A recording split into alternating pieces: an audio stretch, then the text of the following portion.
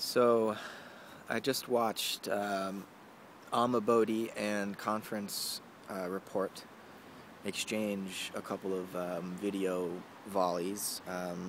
Amabodei began a discussion about panpsychism and gave a sort of Platonic reading or offered a possible form of panpsychism through a reading of Plato's doctrine of the forms, of the eternal forms.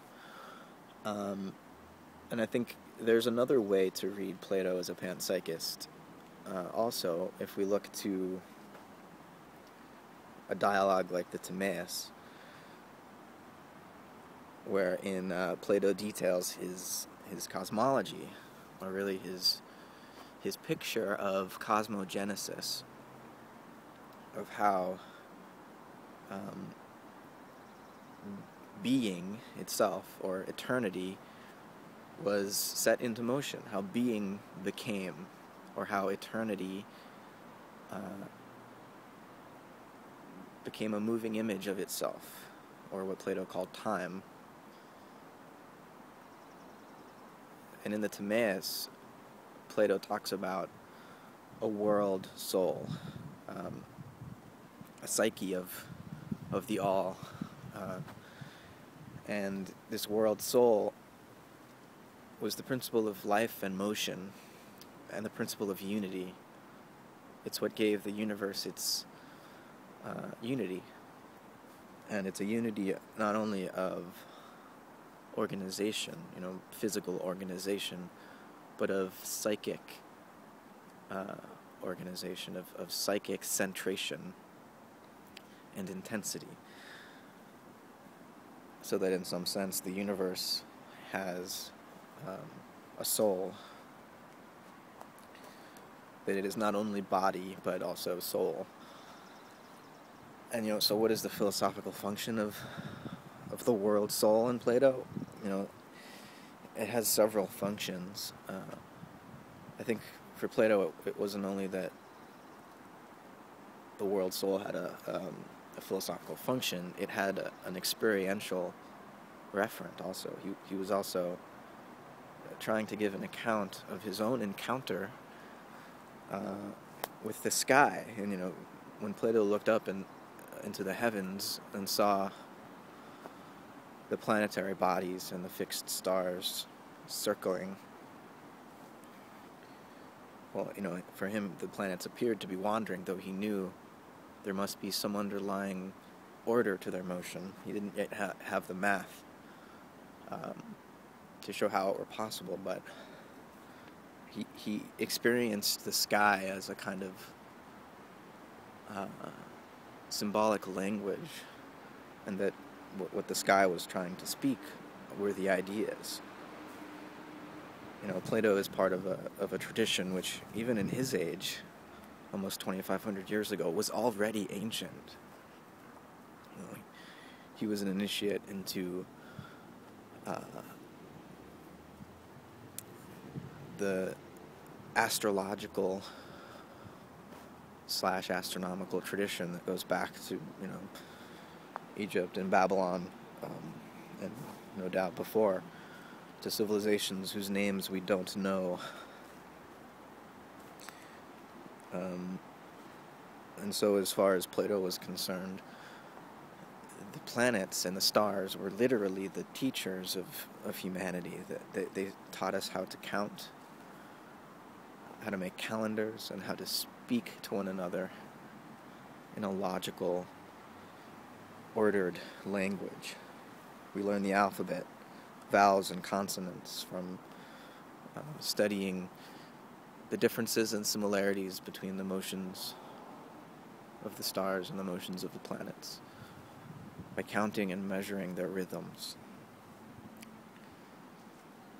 We learned to sing their song, which is what our own language is. So the world soul, as I said, for Plato, it has philosophical, sort of conceptual functions. And for Plato, it's, as he describes it, the world soul mediates what he calls the same, or what we could call identity, and what he calls the different.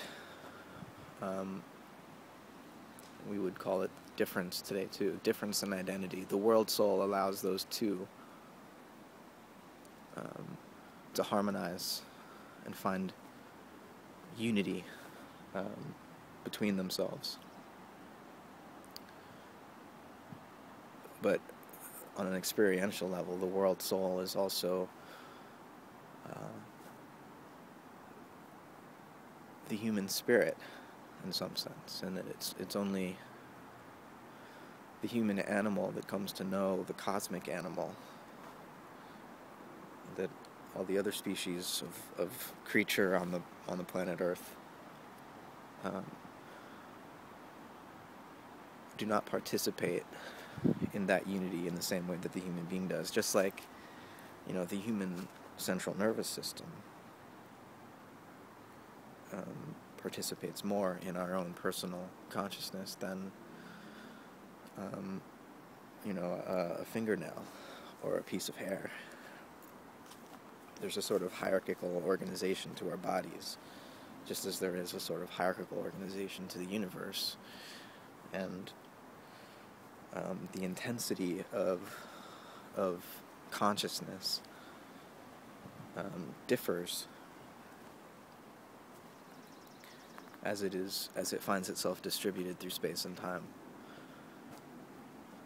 So it's not that plants and even minerals and even atoms aren't sentient in some way. I think everything has psyche, right? But psyche comes to know itself more intensely in the human being, and more intensely as it travels up the whole hierarchical organization of the universe, of nature, from matter, material organization, to life, to mind or soul, and to spirit. But only in spirit, only in the human kingdom of nature, is the world soul conscious of itself. So strictly speaking, I guess I'm not a panpsychist, or at least panpsychism is only an aspect of the complete metaphysical picture that I would want to offer. There's also spirit, not only psyche. Certainly there's body as well. But panpsychism is definitely, if we're going to talk about an ism, I think we should be talking just as much and just as seriously about panpsychism as about materialism or physicalism. I think it's a live option for our thought today, given our political, ecological, and natural scientific endowments at this point in our history. Considering all levels and all sides of the human experience,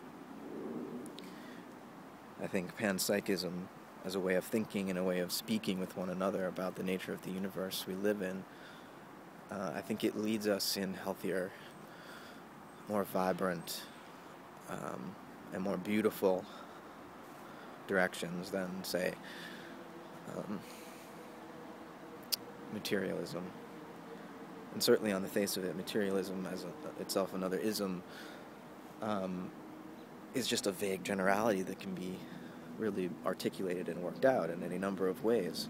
Just as, I'm not only a panpsychist, because panpsychism doesn't fully cover the metaphysical picture I'd want to paint.